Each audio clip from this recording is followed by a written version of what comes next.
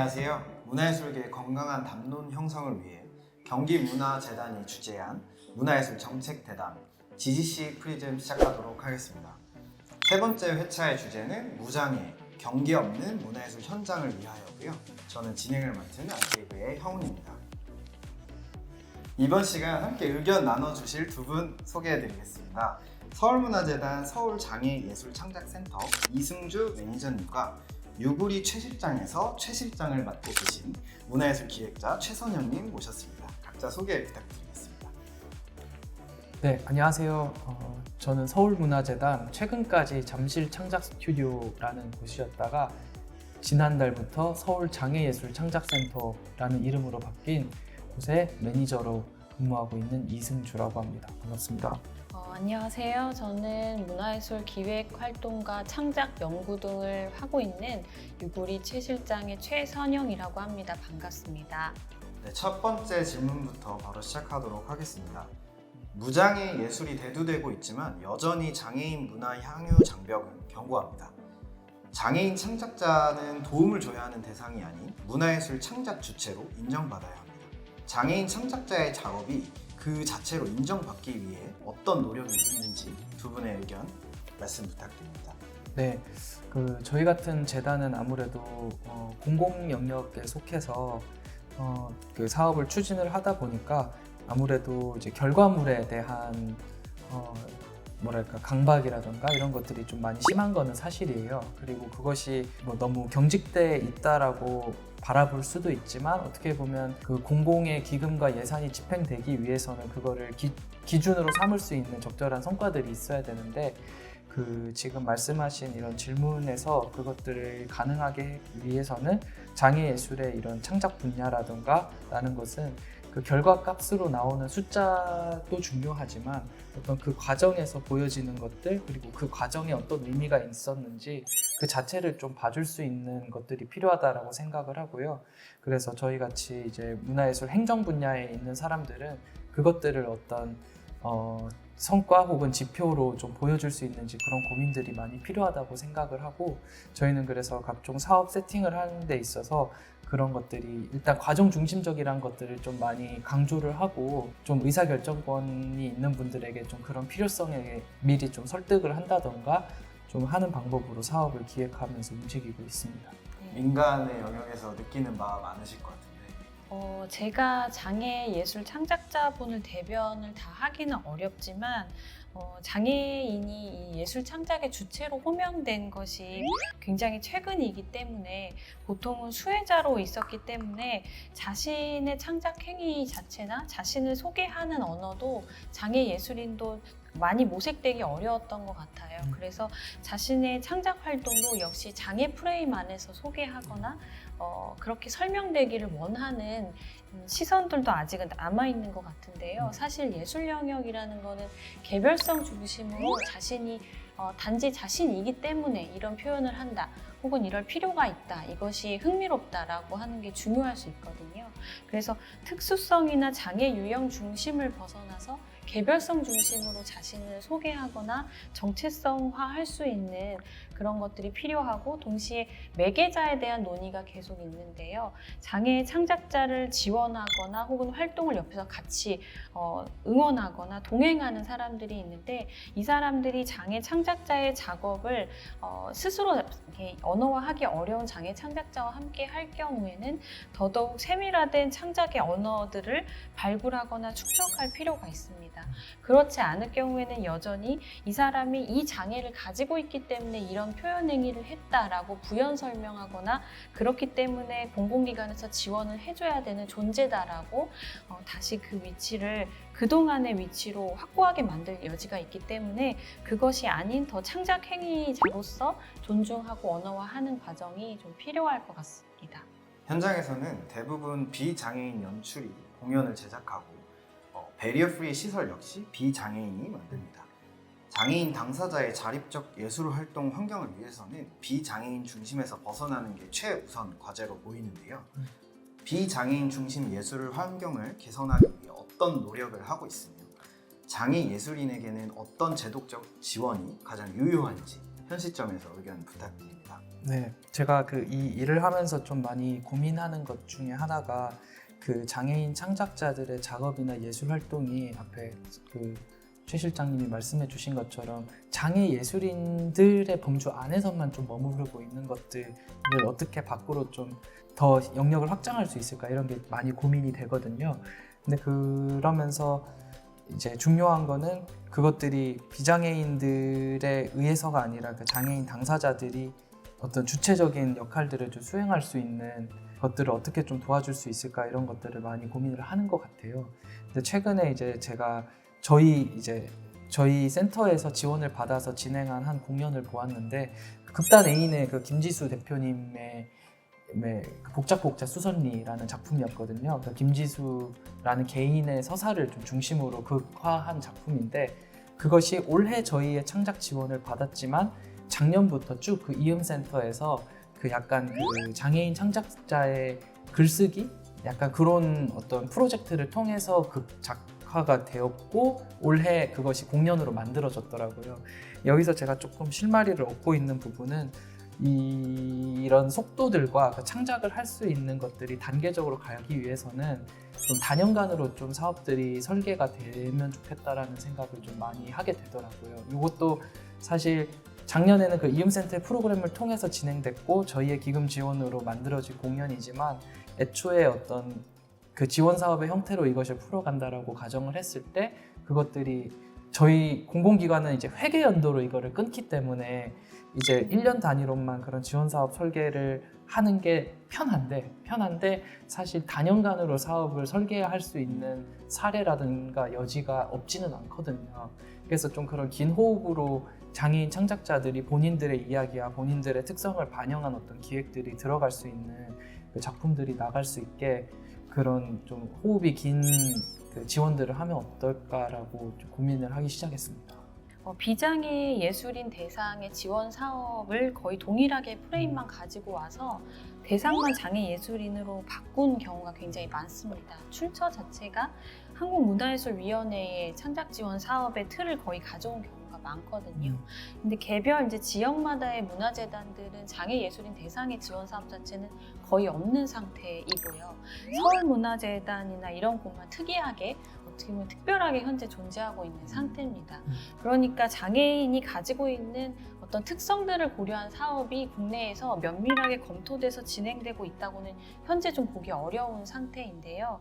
이 부분에 있어서 속도나 장애인의 삶이나 복지 환경 같은 게 모두 같이 고려되어야 되는데 그런 측면에서 그동안은 비장애인 대상의 지원 사업들은 작품을 제작하고 발표하는 완성형 중심의 작품 그 지원들이 주로 있었어요. 그래서 예술 활동을 지원하는 게 많았는데 사실은 장애 예술인들 같은 경우는 일반적인 고등교육기관에서 예술 교육을 받을 수 있는 기회조차 거의 부여되지 않고 있는데 갑자기 작품 제작의 계획을 내서 그걸 중심으로 수월성이나 완성도 중심으로 선정을 해서 지원을 하는 것에 한계가 많이 있고 비장애인과 같은 속도로 몇 개월이나 1년 단위로 작품을 발표하는 것이 좀 어려운 경우도 많습니다.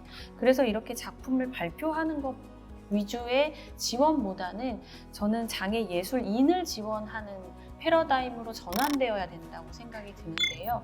그렇다면 어떤 극단이 몇 월 달에 뭔가를 발표한다 이런 것이라기보다는 어떤 움직임을 고민하고 있는 장애 예술인의 전반적인 활동을 몇 년간 지원한다든지 그 과정에서 작품 발표의 과정에서도 지원금을 쓸 수 있다든지 혹은 다양한 교육 기회를 좀 마련할 수 있도록 그 간접 지원을 한다든지 이런 것들이 좀 이루어져야 될 것 같아요. 그리고 또 하나가 있는데요. 현재 이제 장애 예술인의 활동이 어떤 모습으로 그려지고 있는가라고 보면 역시 비장애인이 하고 있는 예술 활동의 발표 현장을 장애 예술인도 하고 있는 것으로 주로 그려지고 있습니다. 그러다 보니 장애 예술인이 전시를 한다, 공연을 한다, 악기를 연주한다 이 정도로 장애 예술인의 창작의 그 상이 전부인 걸로 그려지는 것이죠. 하지만 예술은 굉장히 다양할 수 있고 뭔가 포착되지 않는 언어들로 이렇게 뻗어나갈 수밖에 없는데 그런 측면에서 공공의 역할이라는 건 단지 활동이나 예술인을 지원하는 것 외에도 장애 예술인의 활동이 굉장히 다양한 상을 가질 수 있다는 것을 좀 제시해 주는 것도 좀 중요한 역할일 것 같습니다. 다음 질문으로 또 넘어가도록 하겠습니다. 장애 예술인 중에서 뛰어난 성취를 보이는 작가가 존재하지만 과소대표됩니다. 공공이 장애 예술을 지원해야 할 사회적 가치와 이유를 어디서 찾을 수 있을까요? 복지식 지원에서 벗어나 비장애 예술과 다른 미학적 관점과 접근법을 어떻게 개발하고 발굴해야 할지 두 분의 의견 부탁드리고요. 네, 어떻게 보면 당연한 이야기를 저희가 다른 언어들을 찾아서 답변해야 되는 상황 같습니다. 장애인도 사람이기 때문에 당연히 지원을 받아야 되는 그 권리 안에 있는 것인데요. 이런 것을 좀 더 폭넓게 얘기할 수 있는 게 장애인이기 때문에 더욱 특별히 지원해야 된다라기보다는 다양한 삶의 환경과 삶의 양식들이 존재하는데 그것이 모두 조명받을 가치가 있다라는 측면에서 문화 다양성 관점이 오히려 더 확장될 필요가 있고요. 그 맥락 안에서 장애인이 특별한 존재가 아닌 것으로 지원을 받아야 될 것 같습니다. 그리고 사실은 지금 장애인은 알아서 예술인이 되어야 하는 상황이고 그렇게 예술인이 알아서 된 사람들이 고군분투한 사람들이 지원을 받고 있는 형국이거든요. 그러니까 일반적으로 미술학원 같은 데를 가기가 어렵고 왜냐하면 안 받아주는 학원도 많이 있고요. 뭔가 법적으로 제재하고 있지는 않으니까요. 그래서 사교육의 기회도 많지 않고 공공교육의 기회도 일반적인 초등학교, 중학교 이런 경우들도 장애 부모님들의 많은 투쟁으로 겨우 이런 이제 교육 기회가 10년 정도 안팎으로 겨우 생겼지만 지역마다 이 상황들이 다르고 대학교 같은 곳에서 예술 교육을 받을 수 있는 기회는 사실 접근성 측면에서 굉장히 부족합니다. 그런데 이런 상황에서 지금 장애 예술 지원에 대한 논의가 있는 부분은 결국 어떻게든 알아서 예술인이 된 그 사람들에 대한 논의만 있거든요. 그래서 사실은 폭넓게 문화 다양성 측면에서 사람들의 일반적인 삶의 권리 측면에서 장애인도 어릴 때부터 예술과 접점을 만들 수 있는 기회를 만들고 그럴 권리가 있는 사람이다. 이런 논의들이 확장될 필요가 좀 더 있는 것 같습니다. 그 장애인 민감한 주제일 수도 있는데 장애인 이동권 투쟁이랑도 좀 결이 비슷한 것 같거든요. 이게 더 특별해서 더 이렇게 해야 된다는 게 아니라 사람이 시민으로서 이동하고 자유롭게 어딘가 갈 수 있게 하는 거는 시민의 당연한 권리인 것처럼 그 예술 창작에 있어서 그런 동등한 권리를 갖게 하는 거는 그 장애이고 비장애 이거를 떠나서 이제 예술 활동이라는 걸 하는 사람이라면 당연히 이제 가질 수 있는 권리여야 하고 다만 이제 더 도움이 필요한 부분이 있기 때문에 그것들이 더 수월하게 될 수 있도록 약간의 어떤 장치들이 더 필요하다라는 어떤 보편적인 관점으로 보면 좋겠다는 생각이 들고 그것까지는 사회적으로 합의가 되고 있는 중인 것 같기는 해요. 근데 다만 어떤 도움을 어떤 방식으로 줘야 될까에 대한 그 이제 스킬적인 부분이라던가 아니면 어떤 정책적인 의지라던가 조직에서의 그걸 얼마나 좀 인식하면서 가고 있는가가 이제 좀 관건인 것 같다는 생각이 들고 저는 좀 어떻게 보면 신발 속의 돌멩이처럼 좀 조직 안에서라던가 아니면 이렇게 민간 간의 협업을 통해서 계속 그 점을 좀 일깨워 줄 수 있는 사람들이 아까 매개자 이야기도 하셨지만 그런 분들과의 협업 관계를 계속 유지하면서 나가야 그런 그 지원 제도 혹은 어떤 창작 환경들 이것들이 계속 나갈 수 있지 않아요. 왜냐하면 행정과 조직은 또 그들의 관성이 있거든요. 그래서 그것들을 좀 깨갈 수 있는 역할들을 하는 사람들이 조직 내 외부에서 좀 같이 협업 체계를 잘 만드는 것이 중요하겠다는 생각을 좀 하고 있습니다. 네, 마지막 질문 드리겠습니다. 문화예술 현장에서 장애 예술인과 비장애 예술인이 어우러져 함께 작품을 완성하는 사례는 드뭅니다. 장애 예술인과 비장애 예술인이 협력하는 건강한 예술 생태계를 위해서 무엇이 필요하다고 생각하시는지 의견 부탁드립니다. 지금은 특히 여기 계신 서울문화재단에서 여러 시도들을 통해서도 한국장애인문화예술원의 시도들을 통해서도 협업이 약간 의도적으로 그리고 기획적으로 많이 이루어지고 있는데 이것도 최근에 가장 큰 변화이고 반가운 신호인 것 같아요. 몇 년 전까지만 해도 이런 것이 거의 이루어지지 않았거나 혹은 민간 단위에서 아름아름 이루어지고 크게 가치롭게 해석되지 못했던 건데요. 이 공공 영역에서 이렇게 되고 있는 것은 현재는 좀 의도된 자리들이 많이 있지만 당연히 필요한 순간이라는 생각이 들고요. 한편으로는 장애인과 비장애인이 꼭 그렇게 협업을 한다, 어우러진다, 하나의 작품을 같이 만든다라는 것만이 서로 다른 신체나 감각이 만나는 것으로서 가장 자연스럽고 최우선적으로 고려돼야 되는 상태는 아닐 수도 있겠다는 생각이 들어요. 지금은 그렇게 다양한 사람들이 만나는 자리를 따로 만들어야 되는 환경이라는 것을 저희가 좀 마주하고 인정할 필요가 있는 것 같고요. 이후에는 장애가 기준이 아니라 다양한 신체나 감각이나 삶의 경험을 가진 사람들이 언제나 참여할 수 있는 판을 만드는 것이 공공의 역할인 것 같습니다.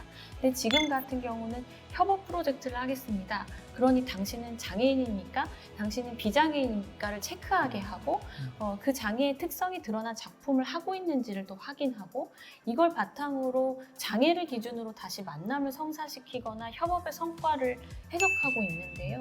이런 과도기는 이제 지나가야 되는 상황이고 또한 과도기가 반드시 필요한 한국의 상황이었다라고 볼 수 있는 거죠. 장기적으로는 다른 사람의 뭔가 다른 신체 혹은 다른 표현 행위가 너무 낯설지 않게 감각될 수 있도록 서로가 서로에 대해서 궁금해하는 시간들이 많이 필요한데요. 이것을 온전히 민간은 사실 공공에게 맡겨두려고 하는 경향도 있습니다. 그런데 공공의 역할은 어느 정도 한정되어 있고 할 수 없는 것도 분명히 있는데요. 개개인의 실천이나 성찰이나 궁금함 같은 태도 같은 것은 사실 공공이 만들어줄 수 없거든요. 그 상대방이 장애인이어서 협업을 한다라는 것이 아니라 그냥 그 사람이 하고 있는 표현내기가 궁금하고 그 사람과 같이 해보고 싶고 근데 그 사람이 가지고 있는 장애 특성이 불편함일 때도 있지만 또 흥미로운 지점도 있다든지 이것을 적극적으로 본인이 마주하려고 하는 사실 창작자나 기획자가 같이 늘어나야지만 공공과 발을 맞춰서 이 과도기도 좀 더 건강하게 지나갈 수 있지 않을까 그렇게 생각합니다. 장애, 비장애, 공동 창작 뭐 이런 막 이름을 붙여가지고 계속 뭘 해왔어요. 말씀하신 그런 시도들을 했는데 작년에는 굳이 장애, 비장애, 공동 창작에서 이제 장애, 비장애라는 말을 그냥 빼버렸거든요. 뺀 것이 나름은 좀 선언적으로 좀 그렇게 한다라고 이제 시도한 것이긴 한데 말씀하신 것처럼 꼭 장애, 비장애인의 어떤 특성을 가지고 다른 감각을 교류하는 것으로 출발은 했지만 이제 점점 그냥 가야 하는 어떤 방향들은 그냥 그 아까 처음에 개별성 얘기를 하셨는데 그 각 아티스트들이 각자가 가진 또 어떤 예술 세계들과 감각들이 있고 그것이 꼭 장애, 비장애라는 것을 하기 전에 그냥 각자가 만날 수 있는 어떤 장들을 만들고 협업할 수 있는 장들을 만들어야지 그거를 사실 공공이 나서서 뭐를 또 하고 프로그램과 뭘 짜고 만들고 하는 순간 또 이게 또 산으로 잘 가거든요 사실. 그래서 사실 그 판을 만들고 자리를 만드는 것까지를 하되 그거 안에서 좀 안전하게 만날 수 있는 것 정도까지가 이제 해야 될 역할인데 또 그까짓만 하겠다고 해서 또 이렇게 방기하는 거 그 사이에 긴장들을 좀 잘 찾아 나가는 것들이 우리 역할인 것 같다는 생각이 들고 말씀하신 것처럼 어떤 창작과 삶이라던가 그것이 크게 구분되어 있지 않다고 생각을 하거든요. 그래서 일반적인 삶 가운데서도 장애인, 비장애인이 공존할 수 있는 여러 가지 토대와 생각들이 만들어지면 그게 그 토대 위에서 창작이든 뭐든 이것들이 그렇게 막 이렇게 힘들이지 않고도 좀 서로 이런 것들을 교환할 수 있는 일이 만들어지지 않을까라고 기대는 해봅니다. 네, 4가지 질문 소화하느라 모두 고생하셨고요. 좋은 의견 나눠주셔서 감사합니다. 오늘은 아쉽지만 이번 대담은 여기서 마치고요. 다음 회차에 다시 인사드리도록 하겠습니다. 참석해주셔서 감사합니다. 감사합니다.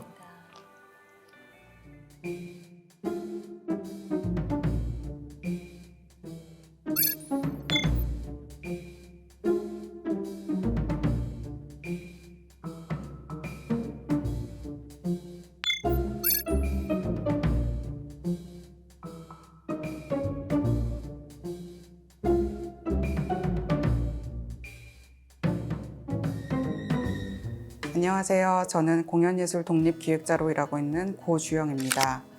저는 주로 사회적 약자들의 목소리를 무대를 통해서 확장시키고 싶다는 바람을 가지고 공연을 기획하고 만드는 일을 하고 있습니다. 제가 장애라는 세계와 처음으로 마주하게 된 건 그 시각장애인 주인공이 등장하는 미국 단편소설을 공연화하는 프로젝트에 관여하면서부터였는데요. 그때 경험이 저의 작업 이전에 저의 삶에 굉장히 큰 전환점이 되었습니다. 시각장애인 인물을 그냥 단순히 흉내내는 게 아니라 어떻게 하면 시각장애인들의 삶과 그런 일상 같은 것들을 이해하고 표현을 할 수 있을지, 다시 말해서 비당사자가 당사자에 접근하는 방식에 대해서 고민을 하게 되었고요. 그리고 장애인 인물이 등장하는 공연에 어떻게 하면 장애인 관람객과 같이 관람을 할 수 있을까, 그러니까 소위 최근에 굉장히 많이들 이야기하고 있는 장애인의 공연 관람 접근성이라는 것도 처음으로 고민을 하고 준비를 하게 되었습니다. 그리고 그 작업을 통해서 부끄럽게도 그 전까지는 제가 보지 못하고 인지하지 못했던 세계에 조금 더 관심을 갖게 됐고, 그러면서 조금 더 장애에 대해서 공부를 하고 싶고 실천을 하고 싶다는 생각을 하게 됐습니다. 그래서 장애를 가진 분들과 함께 일을 해보기도 하고 생활을 하기도 하고 그분들이 이제 자기 목소리를 내는 활동을 같이 하기도 하면서 제가 갖게 된 질문은, 그렇게 장애는 사실 사회가 만드는 것이라고들 많이 하잖아요. 그렇게 장애를 장애로 만드는 사회 구조에 맞서서 장애인 당사자들이 자기 목소리를 낼 때 비장애인 나는, 그리고 공연을 만드는 사람인 나는 과연 무엇을 할 수 있을까, 무엇을 해야 할까 하는 질문을 갖게 되었습니다. 네, 그 중에서도 개인적으로 관심이 있던 발달장애인들과 함께 하면서 생긴 관계를 바탕으로 발달장애인들이 스스로 자기 이야기를 하는 내 얘기 좀 들어봐 라는 프로젝트를 2번 진행을 했고요. 앞으로도 계속 진행을 할 계획을 가지고 있습니다. 이 작업을 하면서 정책과 제도는 물론이고 우리 머릿속에도 장애인 그리고 발달장애인이라고 범주화되는 그 개념 안에 사실은 얼마나 다양한 삶과 이야기가 있는지, 그리고 당연하게도 한 명 한 명의 삶이 얼마나 다르고 생각들이 다채로운지를 알게 되었습니다.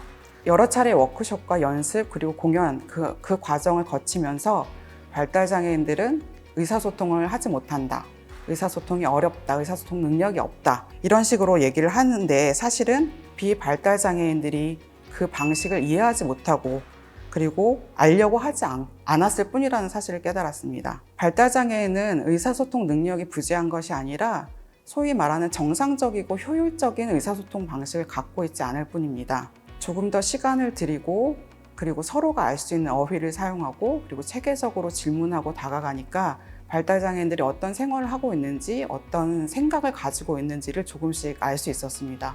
그리고 이러한 질문을 조금 더 직설적으로 던지고 싶어서 만든 공연이 작년 연말에 만들었던 연극연습4 관객연습 사람이 하는 일이라는 공연이었습니다. 지하철역이나 출근길 만원 전철 안, 그리고 공중화장실, 공원 이런 데서 언어장애를 갖고 있는 분, 발달장애를 갖고 있는 분, 지체장애를 갖고 있는 분들이 어떤 난감한 상황에 부딪히고 있거나 어떤 차별적인 상황에 부딪히고 있을 때 그것을 목격한 우리는 무엇을 하고 무엇을 해야 할지를 행동으로 직접 제시하는 토론 연극이었는데요. 이 작업을 통해서 장애를 가진 시민들과 함께 살아가는 비장애인 동료 시민으로서 우리가 무엇을 해야 하는지를 연습을 해봤으면 좋겠다는 생각을 갖고 만든 공연이었습니다. 이런 작업들을 하면서 관객분들이 남겨주신 리뷰 중에 기억에 남는 말들이 있는데요. 발달장애인들이 자기 이야기를 하는 것을 처음 봤다. 언어장애인과 처음으로 대화를 해봤다.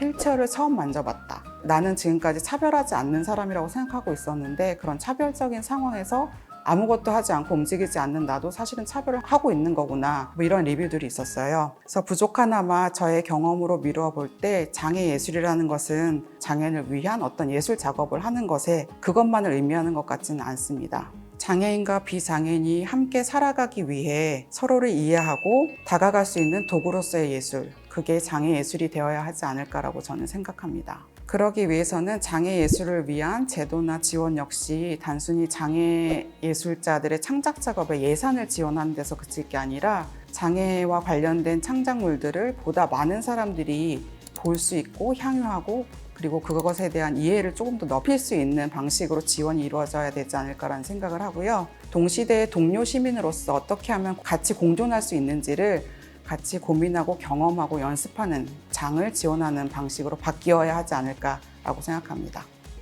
감사합니다.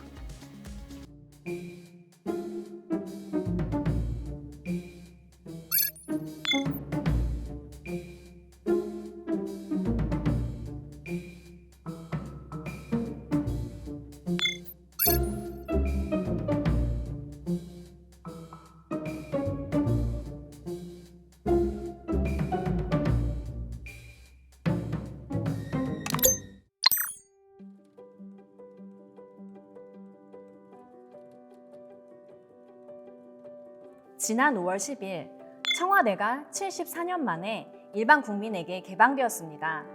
개방과 동시에 수만 명의 관람객이 모여 연일 인산인해를 이뤘죠. 이제 좀 잠잠해지는가 싶더니 문화체육관광부가 내건 청와대 복합문화예술공간 조성안으로 다시 한번 화제가 되고 있습니다. 문체부는 지난 7월 진행된 대통령 업무보고를 통해 청와대 활용 방안을 밝혔는데요. 문체부의 계획이 실현된다면 청와대의 주요 건물은 미술관으로, 야외 공간은 공연장으로 활용하게 됩니다. 시민을 위한 복합문화예술공간 청와대, 문제는 없을까요? 청와대는 역대 대통령의 집무실과 관저로 사용되기 이전에 고려시대부터 조선시대까지 1000년 이상의 역사를 품고 있는 문화재입니다. 학계에서는 지금이야말로 유서 깊은 궁궐터인 청와대 권역에 대한 역사적 고찰이 필요한 때라고 말합니다.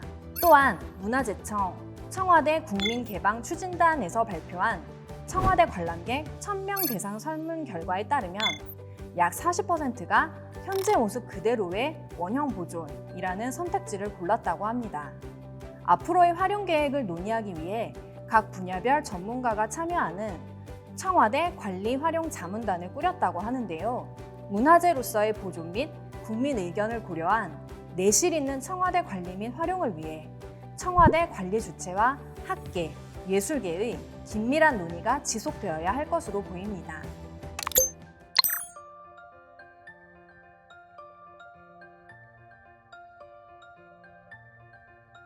인천 펜타포트 락 페스티벌이 3년 만에 대면 공연으로 개최돼 사상 최대의 관객 수를 기록했습니다. 그간 코로나19로 인해 맥이 끊겼던 오프라인 행사가 재개되면서 관심이 들끓었죠. 그러나 최근 코로나19 확산세가 거세지면서 다시 빨간불이 켜졌습니다. 연극, 뮤지컬 등과 같은 공연들도 취소되고 계획된 콘서트가 불발되는 등 차질을 빚고 있습니다. 질병관리청은 코로나19 재유행에도 사회적 거리두기를 하지 않겠다 선언했지만 문화행사 및 공연예술은 감염병 확산에서 여전히 자유롭지 못합니다. 그렇다면 공연계는 예측할 수 없는 재난 앞에 어떻게 생존할 수 있을까요? 이성곤 연극평론가는 박멸보다는 공존의 논리를 찾아야 할 때라고 이야기합니다. 포스트 코로나 시대, 우리는 감염병으로부터 자유로울 수 없고 바이러스와 함께 살아갈 방법을 찾아야 한다는 뜻이죠. 물론 공연예술은 관객과의 대면, 현장성이 중요한 장르입니다. 그러나 지속성을 고려한다면 비대면으로도 예술활동을 영위할 수 있어야 합니다. 팬데믹을 겪으며 조금씩 시도되어 온 공연예술의 디지털, 온라인 전환이 어떻게 하면 더욱 탄탄해지고 고도화될 수 있을까요? 예술활동에 대한 꾸준한 디지털 전환 지원 정책을 통해 공연예술이 아슬아슬한 줄타기에서 벗어나 지속 가능한 예술 환경을 구축할 수 있기를 바랍니다.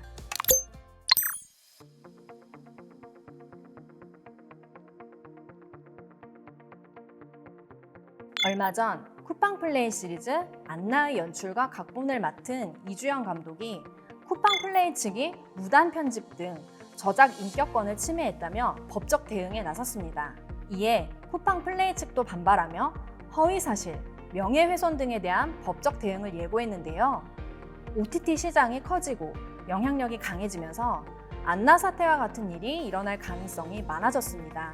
글로벌 OTT의 경우 그 파워는 더욱 막강합니다. 넷플릭스의 한국 오리지널 시리즈인 킹덤의 경우 넷플릭스가 대부분의 권리를 가져가 제작사는 흥행에 따른 추가 이득을 취할 수 없었습니다. 전대미문의 성공을 거둔 오징어 게임 역시 넷플릭스가 저작권을 갖고 있죠. 반면 OTT 플랫폼으로부터 저작권을 지켜내기 위한 유의미한 움직임도 존재합니다. 이상한 변호사 우영우의 제작사는 넷플릭스와 국내 비독점 전송권을 내용으로 하는 프리바이 계약, 방송 채널과 별도의 방송, 전송 계약 체결을 통해 드라마에 대한 저작권을 제작사가 보유할 수 있게 됐습니다. 저작권을 갖고 있기에 독자적으로 2차 사업을 진행해 수익을 창출할 수 있게 됐죠. 글로벌 OTT가 주도권을 가지고 있는 국내 시장에서 새로운 길을 열었다고 할 수 있습니다. 바야흐로 OTT 춘추 전국시대, 플랫폼 사업자와 제작사 간 무게중심을 맞춰 동반 성장할 수 있는 방안에 대해 머리를 맞대고 고민할 때가 온 것 같습니다.